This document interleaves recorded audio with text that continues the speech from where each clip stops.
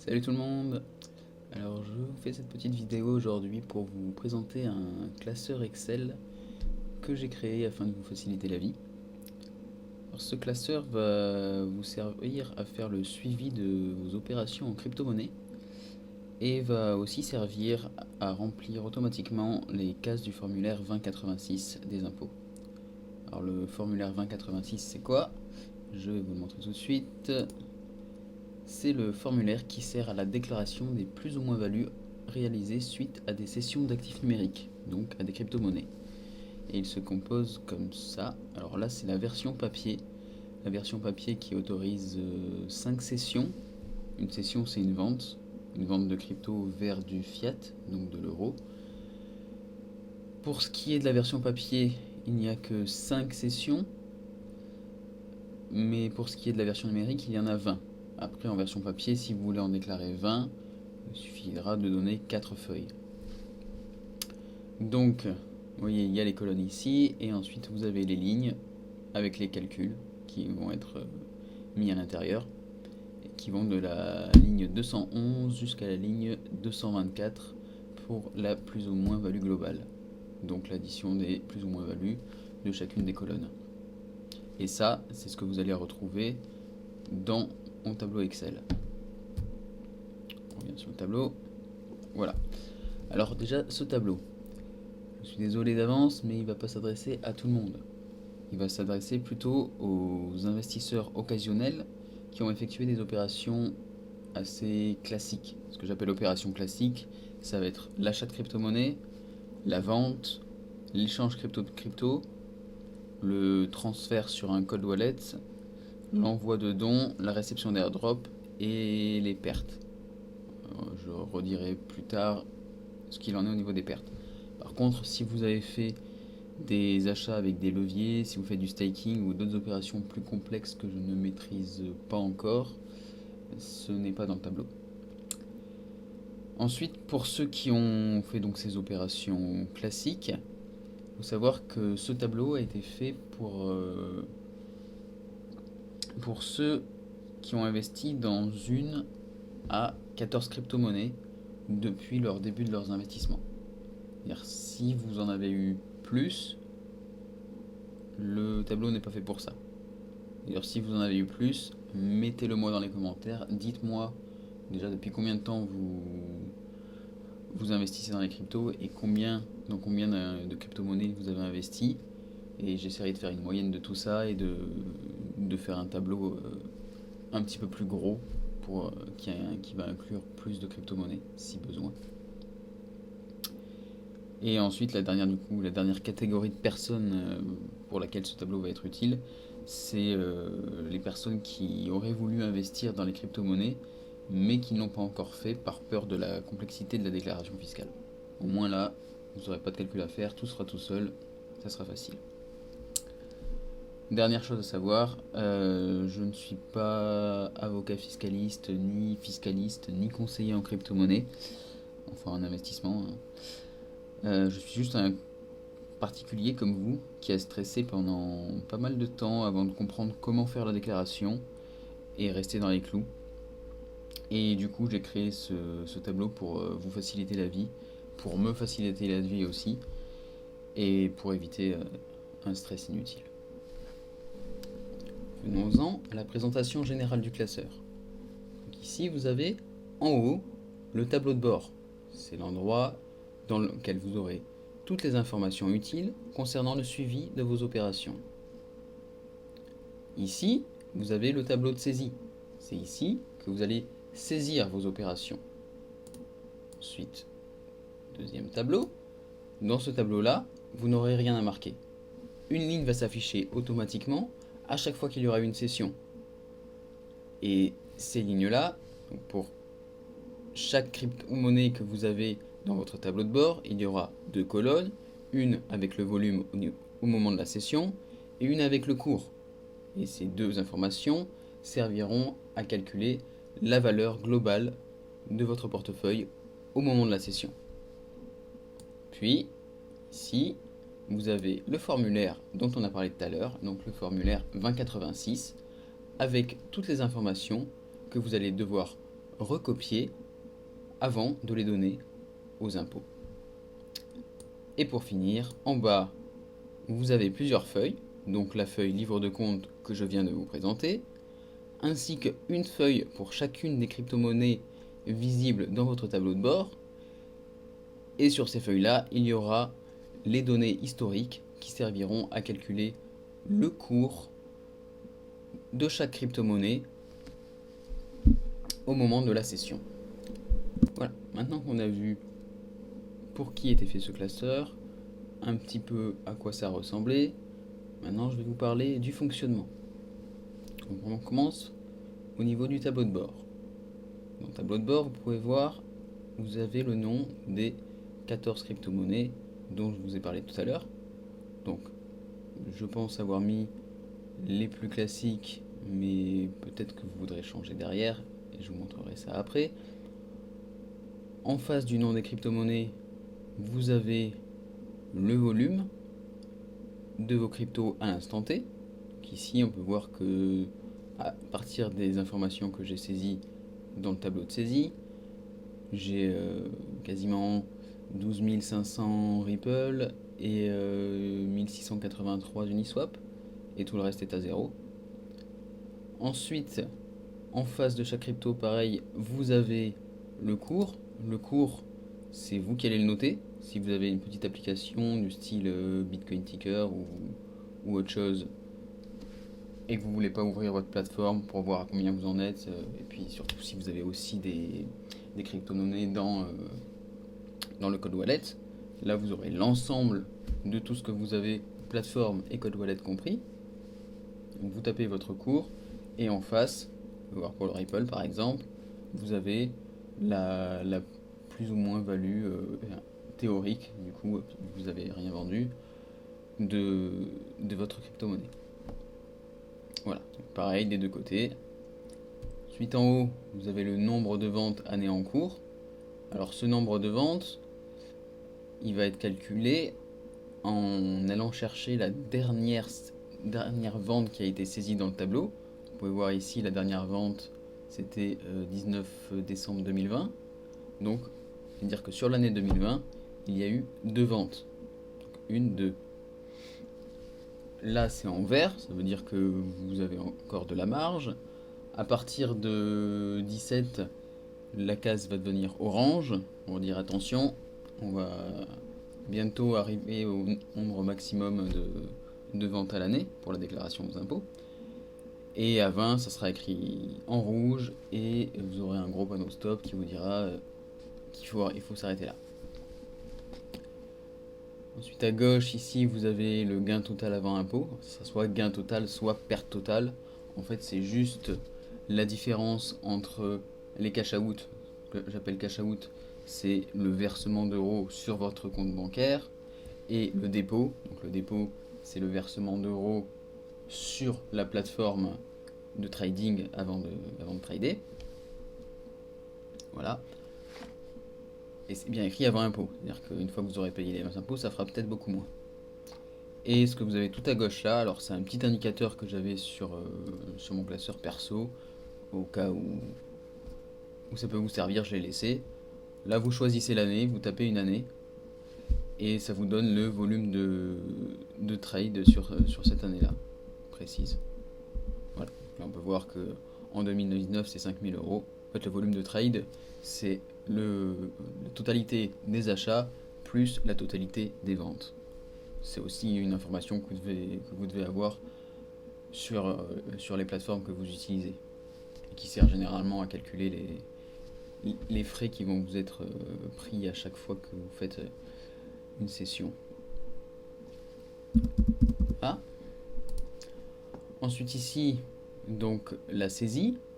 Alors si vous mettez votre souris là-dessus, vous allez voir donc les actions dont je vous ai parlé tout à l'heure. Donc toutes les actions que vous allez pouvoir mettre en colonne B, donc dans cette colonne-là. Ça va être les dépôts. Donc, comme je disais, c'est le dépôt de fiat sur la plateforme. Cash out, c'est le versement de fiat sur votre compte bancaire. Les achats, donc achats de crypto-monnaie. Les ventes, donc les ventes de crypto-monnaie contre du fiat.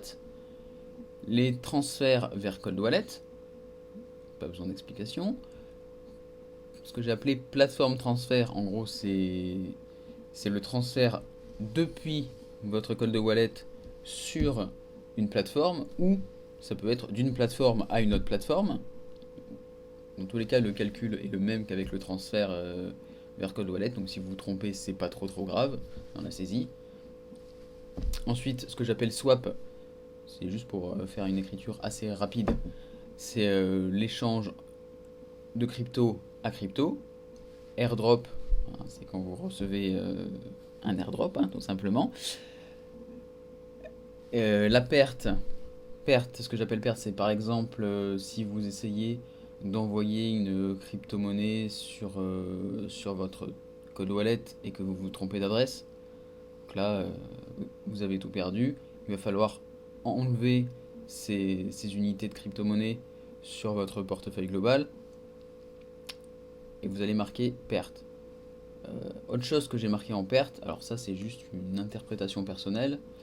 Par exemple pour les Ripple, quand vous ouvrez un compte avec des Ripple sur un cold wallet, ça va vous coûter 20 Ripple. 20 Ripple que vous ne pourrez jamais retirer. Du coup, sur mon tableau, j'ai mis 20 Ripple en perte. Voilà.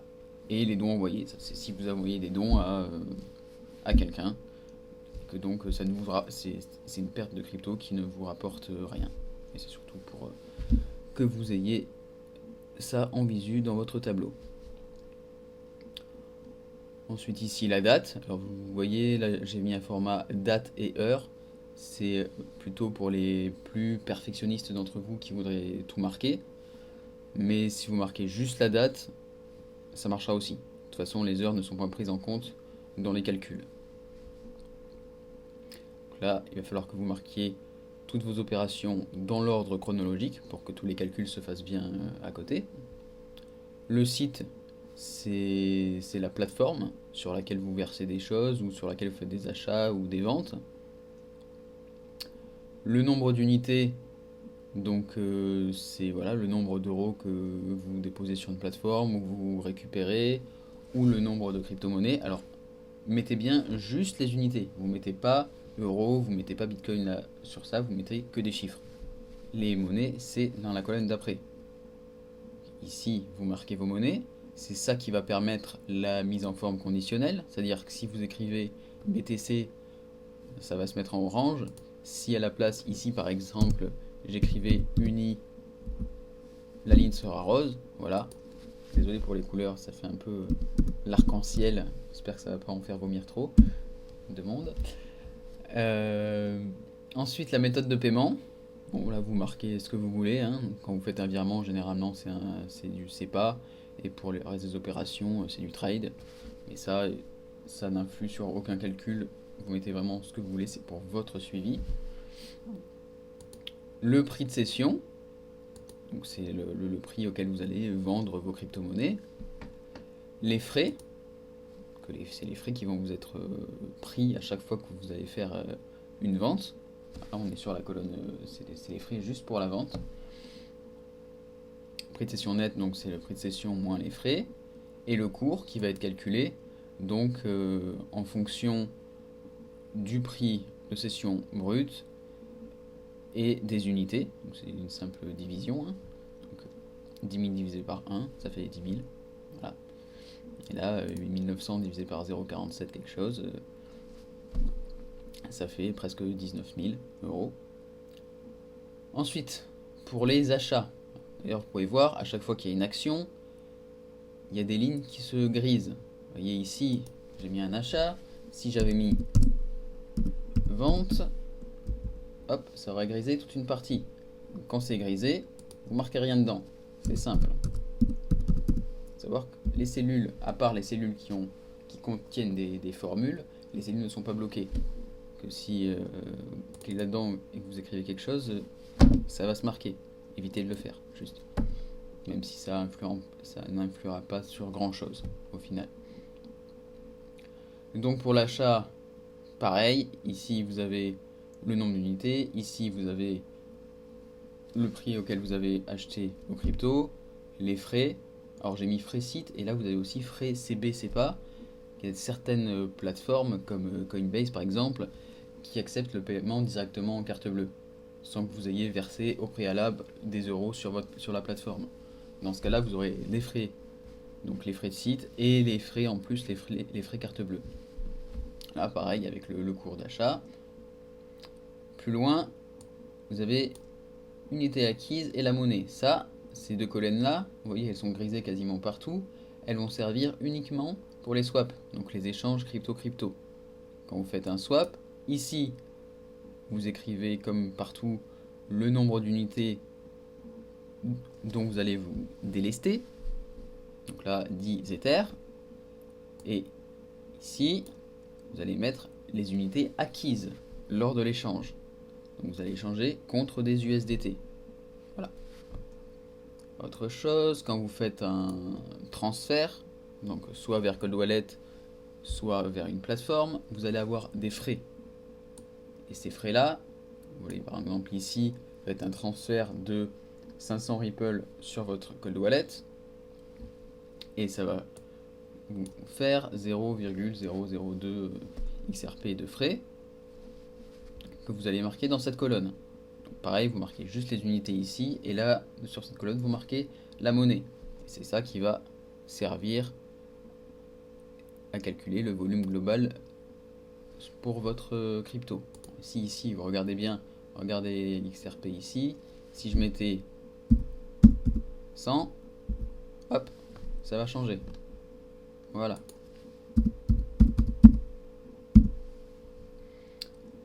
Après, dans cette colonne-là, c'est les remarques. Vous mettez ce que vous voulez, quelque chose qui peut vous aider à comprendre votre opération. Et dans la dernière, c'est la référence des ordres ou des trades. Vous essayez de choisir toujours la même chose.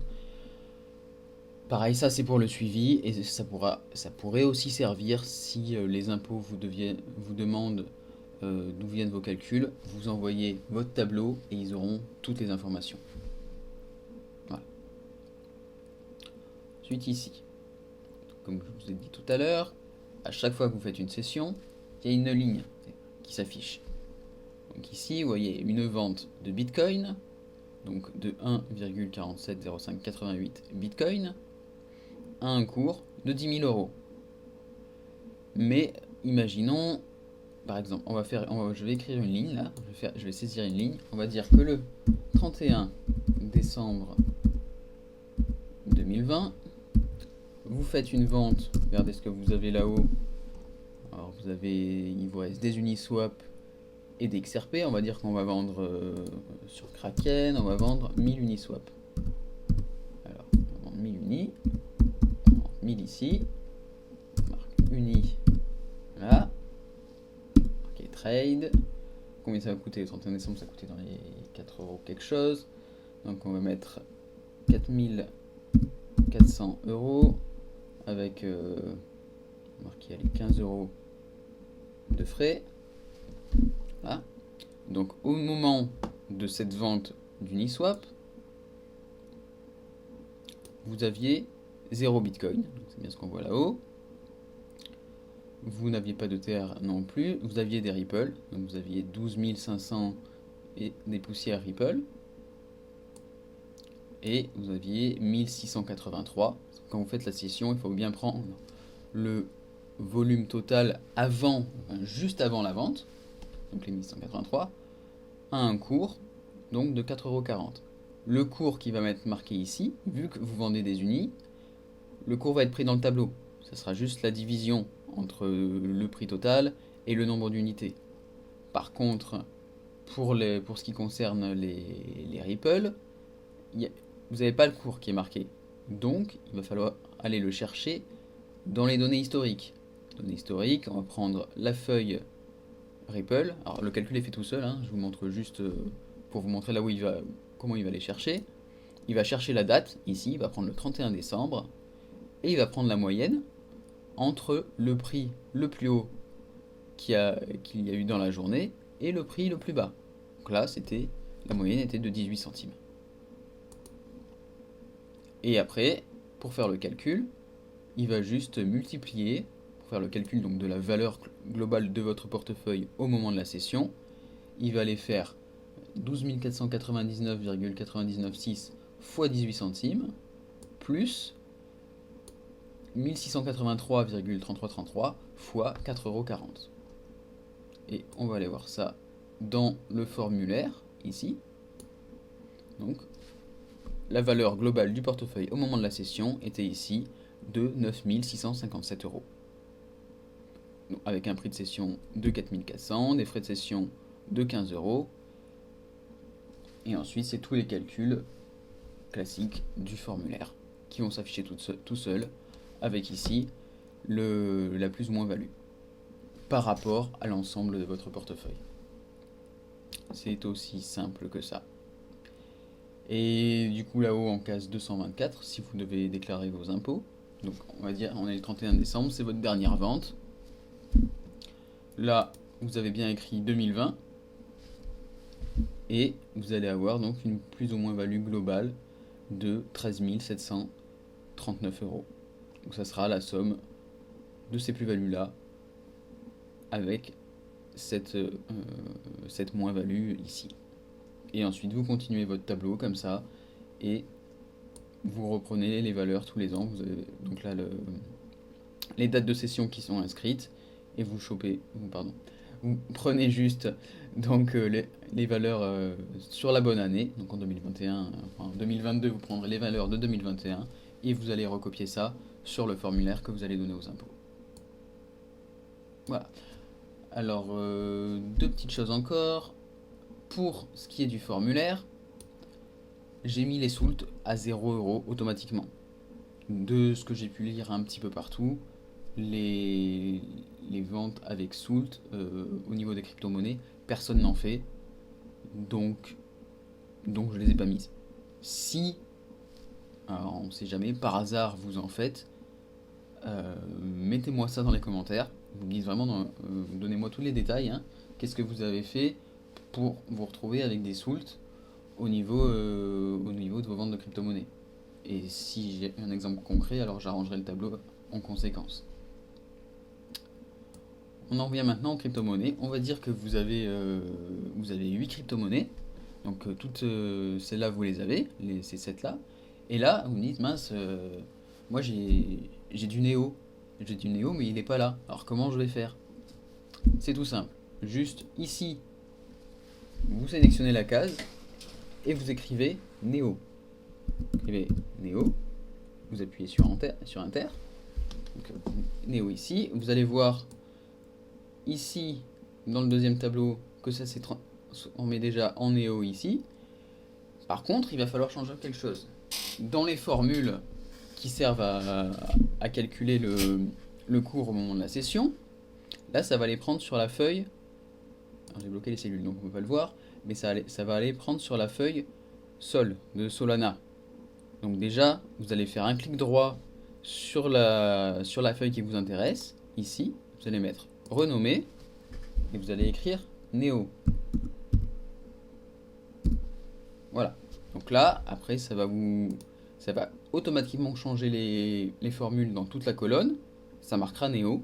Et la dernière chose à faire, qui est la plus importante, vous allez supprimer toutes les données. Donc sur ces 3 colonnes-là, celle-là étant réservée pour les moyennes, on s'en fiche, ça prendra juste ces données-là. Vous supprimez tout ça et vous allez devoir mettre les données historiques donc du Néo. Là vous sélectionnez tout et vous mettez supprimer. Pour l'extraction des données historiques, je vous ferai une prochaine vidéo. Et sur celle-là, je pense que j'ai terminé. J'ai essayé d'être assez clair et concis. Si j'ai oublié quelque chose, je vous le mettrai sous la vidéo. Et si vous avez des questions, n'hésitez pas à me les poser dans les commentaires. Alors que ce soit questions ou critiques, hein, je suis tout à fait ouvert à la critique. Donc voilà, si vous avez aimé autant le tableau que la vidéo, mais surtout le tableau, hein, plus le fond que la forme, vous mettre un petit pouce bleu vers le haut. Si vous n'avez pas aimé, vous mettez un petit pouce bleu vers le bas. Par contre, si vous mettez un pouce vers le bas, s'il vous plaît, mettez un commentaire et expliquez. Moi, je demande qu'à m'améliorer. Et pour aujourd'hui, c'est terminé. Allez, ciao les gens.